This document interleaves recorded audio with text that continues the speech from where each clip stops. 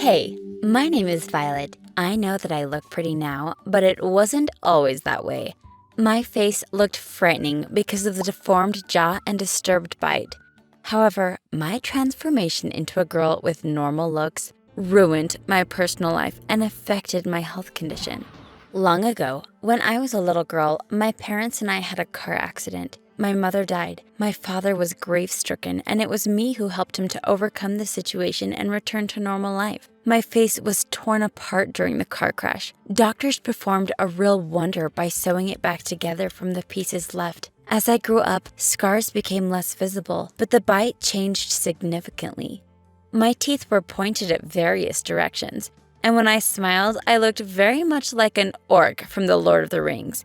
Besides, the deformation of my jaw was so severe that I couldn't close my mouth evenly, which looked even more disgusting. When I was little, I often couldn't understand why other kids got frightened if I started to smile at them trying to be nice. Adults looked at me with surprise and suspicion, as if they were afraid that I could bite them. When my father explained the phenomenon of my smile to me, I became less demonstrative. I stopped smiling and laughing in public, and when I couldn't help it, I covered my mouth with my hand. I guess it didn't look good either, but I tried to stay optimistic. Besides, I didn't have to be invented with Halloween looks. A zombie costume with some paint on my teeth made me look horrifying. Finally, my father decided to take the problem seriously, and we went to see a doctor. The doctor examined me and said that he could fix my smile, but I would have to wear braces for at least 7 years. I was shocked, but I really wanted a normal smile, so I got the braces. As time passed, my bite got better, and that gave me a bit of hope. I was a teenager already, and my friends started dating. I felt too uncomfortable with my braces to get close to boys, so I was alone. Besides, my father, who still mourned my mother, was strictly against my relationship with anybody. If he saw me with a boy, he asked him too many personal questions and said plenty of things that would scare any potential boyfriend off. I tried to convince him that I would be all right, but he remained adamant. Then I told him that my mother would never do that to me. She was nearly a saint to him, so he took it seriously when people mentioned her in conversations. He said, "Okay then, you can start dating, but no kisses. If I find out you kiss someone, you won't be my daughter any longer." That sounded crazy, but I knew it was a big step for him, so I agreed to that. I began looking for a boyfriend. Soon I met a guy, Arthur, who was handsome, smart, and quiet. He looked like a perfect husband-to-be. Besides, he was a gentleman, and I liked that a lot. Once, he invited me to a cafe. We talked a lot and enjoyed being together. He looked at me and smiled. I was telling him something funny and eating my salad when a leaf of lettuce stuck in my braces. I didn't feel it and kept telling the story. Arthur noticed that, of course, but as a real gentleman, he didn't say anything. He was just smiling. I thought he really liked what I was telling him, so I decided to make him laugh. I started using gestures actively and speaking louder. The leaf in my teeth was making funny moves, and suddenly, Arthur couldn't restrain himself and started laughing. At that moment, I saw his teeth. He was wearing braces too. That explained why he barely spoke or laughed. So we had a lot more in common than I expected.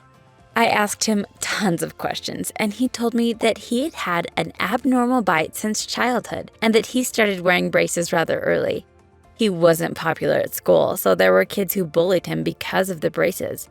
He had to leave the school and transfer to our school. He didn't know how new kids would take the fact that he had had braces, so he decided to be as cautious as possible. He also mentioned that he would never have noticed that I had braces if that funny leaf hadn't stuck in my braces. The next few hours we talked about braces, how difficult it was to wear them for so many years, and what progress had already been achieved by us. I think that day I realized that I had fallen in love with him and that I wanted my father to meet him. To my surprise, my father liked Arthur very much. Arthur was able to answer all my father's captious questions successfully and was allowed to visit us. and even stay in my room, with the door opened, of course. However, my father reminded me that I had promised to avoid kisses with boys. That day, we were sitting in my room and talking when Arthur told me that he wanted to show me the French kiss. I agreed. We began kissing when I heard that my father was coming to check on us. I moved back abruptly and felt that my braces got caught on Arthur's braces. My father entered the room and saw us. He shouted at me, "Violet!" I waved with my hands and uttered something indistinctly, but I bet it looked like I wanted to make him leave us alone. He got furious and separated us. I heard something clinked. He grabbed Arthur and dragged him to the front door. Then he kicked him out as if we were a naughty kitten. Then he returned to my room and told me off. He said he had trusted me, but I failed him, that nobody had ever treated him like that.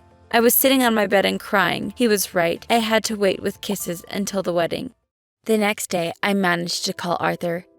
He was very upset. He said that when my father had separated us, he broke the braces on his teeth, and the entire progress Arthur had achieved was lost, and that he would have to wear braces for 1 more year. Then he said that we had to stop seeing each other. I said how sorry I was and tried to calm him down, but he stopped the conversation and hung up. We never spoke again. Relations with my father were also complicated. He refused to talk to me, only asked sometimes if I had dinner or where I was going.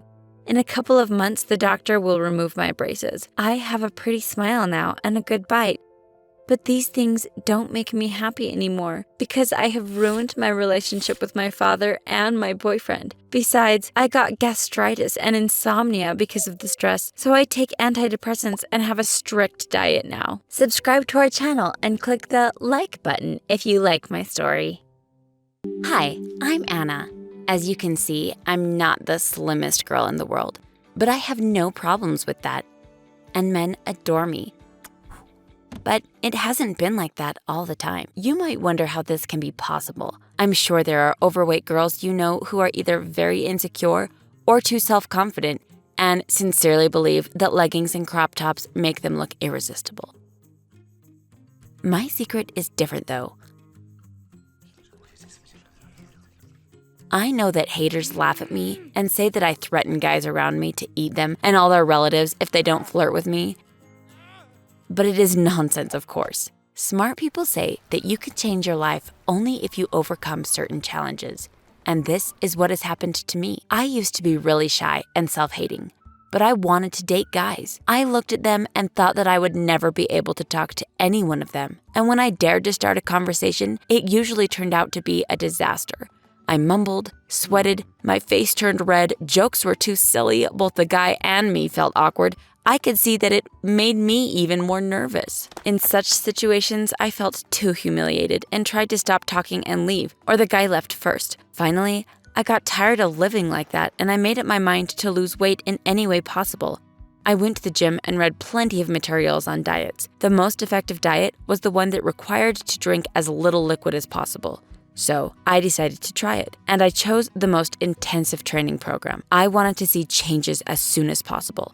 So I worked really hard.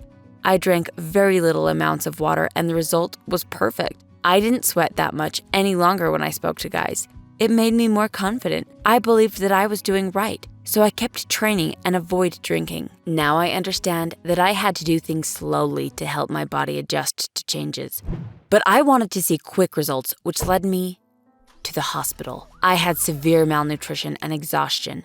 A week later, I gained the weight that I had lost and even a few pounds more. I looked in the mirror and felt miserable.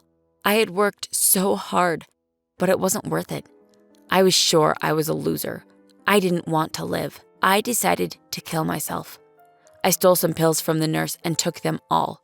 Then I lay on my bed and started waiting. I thought about my life, parents, relatives, friends, and suddenly realized I wasn't ready to give up, but I already had my stomach burning. I jumped up from the bed, ran out from the ward, and started shouting that I needed gastric lavage or I would die.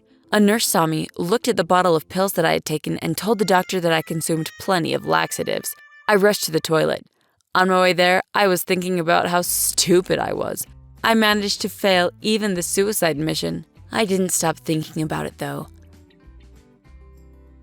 I decided that falling from the hospital roof could be more effective. But the idea of other people watching a bloody mess on the road made me feel nauseous. Fortunately for me, doctors informed my parents about my suicide attempt, and parents hired a good psychologist for me.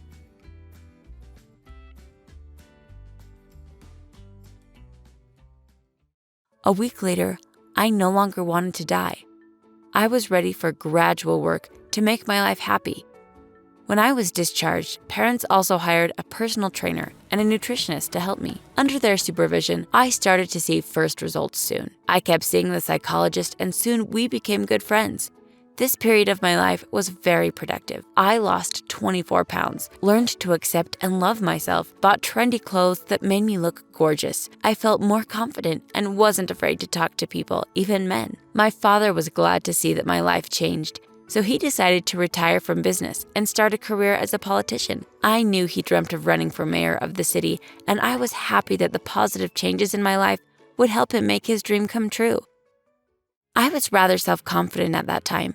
I started to notice that guys paid a lot of attention to me. I wasn't in a hurry to begin a relationship. I flirted and loved the process. No, I wasn't slender yet, but I already knew that it was my confidence rather than appearance that mattered in these kinds of things.